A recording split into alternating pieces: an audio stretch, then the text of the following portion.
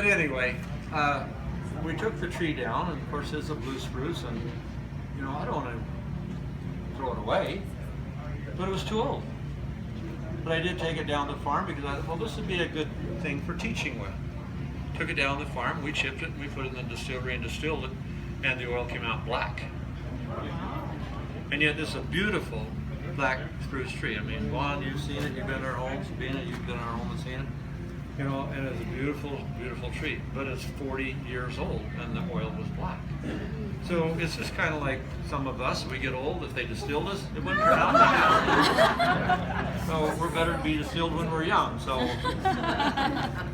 But oils change in the plant, just like we change inside of us as we age. So there's a time factor of distilling a plant when it's prime and when you keep it in the prime. Now, annual plants like lavender, rosemary, hyssop, plants that we harvest every year, that's really easy to do because you keep it in the prime. Those of you who have been at the winter harvest, you know that we try to keep the trees that we're harvesting under 20 years. Our trees, in fact, those that were at winter harvest the last 4 years, know we've been harvesting in an area over, we call it the buffalo pasture, because the neighbor has buffalo. Those trees are between 25 and 30 years old, and the oil production is half of a 15 or 20-year-old tree. So the older they get, the less oil they manufacture, and also the less limbs on the bottom part of the tree because they'll start falling off from not getting adequate sun. So there's so many things that can contribute to producing a bad outcome even with a good plant or good material. And it's just like this right here. If they left this set for 2 or 3 days, the outcome wouldn't be as great as if it was distilled today. So that's why you don't see a lot of bags sitting around here that's already prepared to go, for that very reason. So it happens. The other thing in distillation that's really critical is when you load the chamber, you know, getting the material spread evenly in the chamber, getting it compressed evenly. And when you're distilling chips and sawdust, this is easy to do because it's really easy to get a nice uniform compression within the chamber. If you don't, like when we're distilling lavender or hyssop or goldenrod, clary sage, you know, the more stemmy plants, it's really easy for them to get in a ball, and then you have a little pocket of air here and another ball, cluster of plants. You get those air pockets down inside of your distillation. When the steam hits those air pockets, it drops the temperature of the steam within 10 to 15 degrees. When that happens, it'll cause condensation to take place right inside the distilling chamber. So you'll reduce the outcome of oil that's pulled out of the material, but that's one part of it. The other part of it is when you create condensation or condensing inside the steam chamber, it doesn't extract all of the molecules. It'll only extract part of them. So it'll leave some of those molecules still inside the fiber of the plant material. And how do you know that? Is when you take the plant material out, you can smell it. It still smells like the oil is there, and it smells that way because it is still there. You got maybe 1/3% of the molecules out. Well, why did the other molecules stay there? Because the condensing caused the temperature inside the plant material to drop below the extraction need. You've got to have, like this here is going to extract the best at 280 degrees. So if you drop this temperature down to 230 degrees, which you still got steam, it's not going to extract. The molecules are going to stay in that fiber because it's not hot enough to stimulate the enzyme activity enough to open the molecules and activate the enzymes to break that cellulose down to let those molecules out. And so a lot of that oil molecule will stay in the fiber. And that's called homogenizing. And once it homogenizes and goes into the plant fiber, you can't get it back out. You've lost it, period. So then there's the story that you hear about first distillation, second distillation, third distillation. What does that mean? Do we do second, third distillations? No. No. Are you sure? Yes, no, maybe. And maybe is closer to right for one plant. For one plant only. Okay, so what does it mean? First distillation is what you're seeing from today. So what they'll do is they'll run it for 12 hours, or in our case, if it's black spruce, we'll run it for 4 hours. Blue spruce, 3.5 hours. Balsam, 3 hours. Lavender, an hour and 15 minutes. When that oil has reached what we feel the critical level of production, we shut it off, because there's a point of no return. I mean, lavender, you can distill lavender for 3 hours and there'd still be fine molecules coming over. But the cost to run the boiler at $150 an hour for diesel versus getting out 1/16 of an ounce of oil, we'd have to charge you $2,000 a bottle for lavender. So there's that point where we have to cut it off to make it affordable. And I make that determination by distilling and analyzing to determine where the best quality molecules and the best quantity of molecules are at that certain duration time where we cut it off. And once we shut the steam off, distillation is over. In the exception of one plant that Young Living distills 2 times. And I want you to be really clear about this. It's clary sage, all right? There's a molecule in clary sage called sclerol, and it is the most sought after molecule in the clary sage industry, period. Sought after by R.J. Reynolds, the tobacco company. They use sclerol as a tobacco flavoring and stabilizer. So they want all the sclerol they can get out of a plant. Clary sage only runs at about 2%, 2.5% sclerol. There's been some cases on certain years that they've seen sclerol go up as high as 4.6%. R.J. Reynolds has the largest clary sage fields in America, and they distill it strictly for the sclerol. They extract the sclerol off through flash freezing and crystallization, and then the rest of the clary sage is sold to Young Living.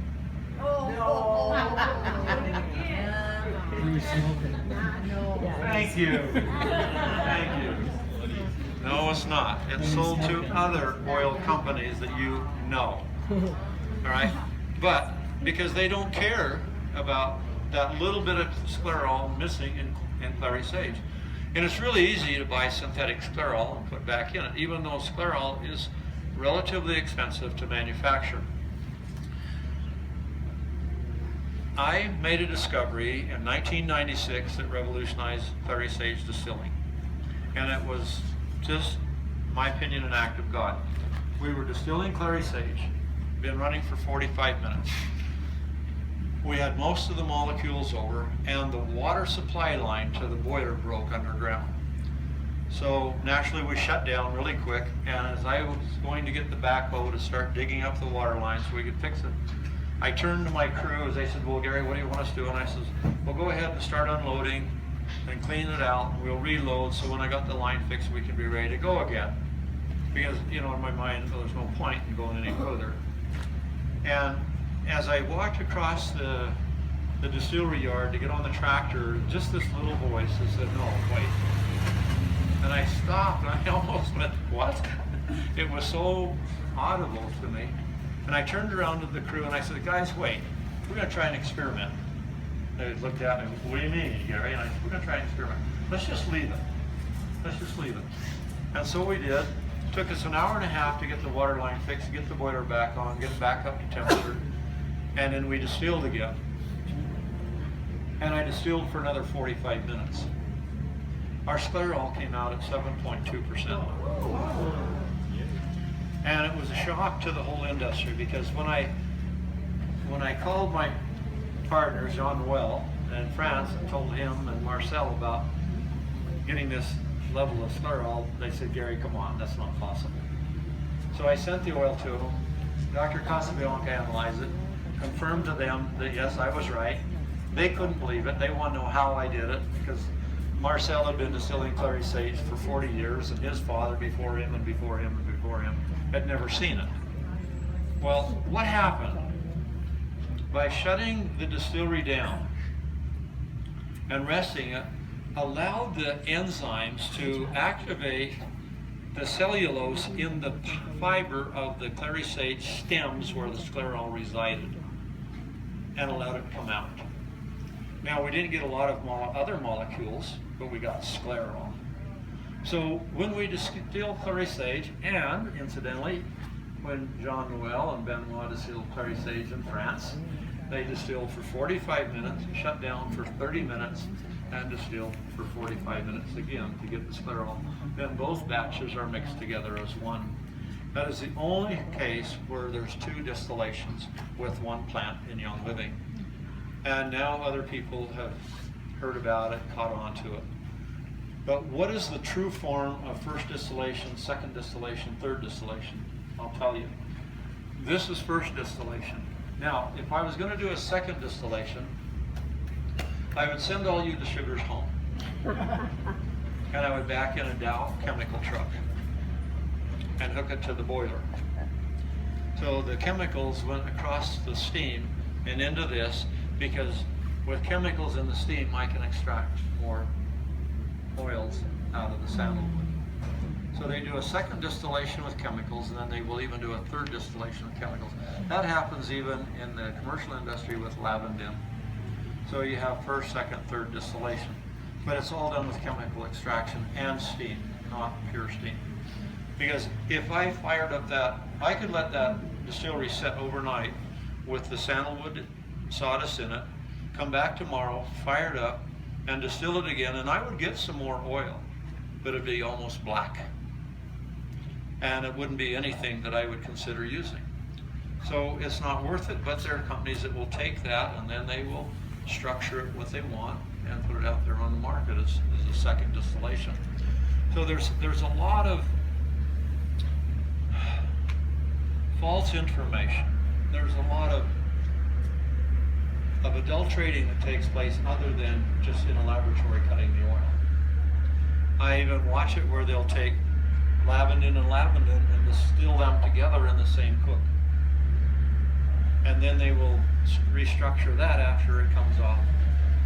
They will take Melissa, which is commonly called lemon balm, and distill it with lemongrass to call it Melissa. And that's really common. I've watched them distill in the Reunion Islands. I've watched them distill lemongrass and citronella and bottle it as Melissa. They're so much. In the cinnamon industry, the same thing. Cassia is widely available, and it's a beautiful oil, but it has different properties, as you know. But cassia now is going into the market structured to look like cinnamon because it's cheaper and more readily available. So as we go forward, you're gonna, and I will, because I'm making this a point now, as I'm restructuring the seed to seal process, to have a education page that they're building now to go on the internet that we'll be able to put information on, like a newsletter, to keep people informed of what's going on in the farms and different ways that people adulterate, different ways they cut, different ways of distillation that can change things. And then you've got hydrodistillation, you've got dry steam distillation, you've got wet steam distillation. All different types of distillation can change the outcome of the oil as well. So if you don't understand distillation, you don't have a way of knowing what type of oil and what quality of oil you should have from a distillation. So if you're just a broker and you're going to a farm, like a broker can come here and check the oil and say, oh, this seems really good, and you wouldn't know the difference. And it could have been a hydrodistillation of sandalwood, which would reduce the sandalwood in the sandalwood oil, but he wouldn't know it. So essential oil industry, I could probably be safe in saying, without even an exaggeration, that it's one of the most corrupt cartels in the world, because it was created for the perfume industry, number one, and number two, the food flavoring industry. And the perfume industry, they don't care. One molecule from another, it's the cost, what it takes to get that. And so they drive the prices down, they drive the farmer to put on heavy chemicals to try to maximize production. You know, it's a whole cycle of what goes on to drive the market. And when you understand that the perfume industry dictates 80% of the essential oil world market, what's called aromatherapy falls on the bottom 2%. So they don't have a voice. And because the aromatherapy market, as it's called for us, doesn't have a voice, that's why I started developing farms. Because I knew that I would not live long enough to impact the essential oil industry and dictate a standard that I wanted. And I knew the only way that I could create a standard that I wanted for my people was to create it and develop myself. And the only way I could do that was by controlling the fields and the distillation. So this year I'm making a huge push with all of our partner growers and distillers out there that we're going to downsize our vendors to just a few that we're controlling 100%. You know, I'd like to say we're controlling 100% now, but it wouldn't be true, because we can't reach out to 40 different growers right now and keep an eye on all 40 of them during the harvest and during the distillation. I have to rely on their integrity and their honesty. And for the most part, they've done a really well job. But we're just taking it to the next step higher now, to where Young Living will be monitoring every single oil that's distilled in Young Living this year. And there'll be no question.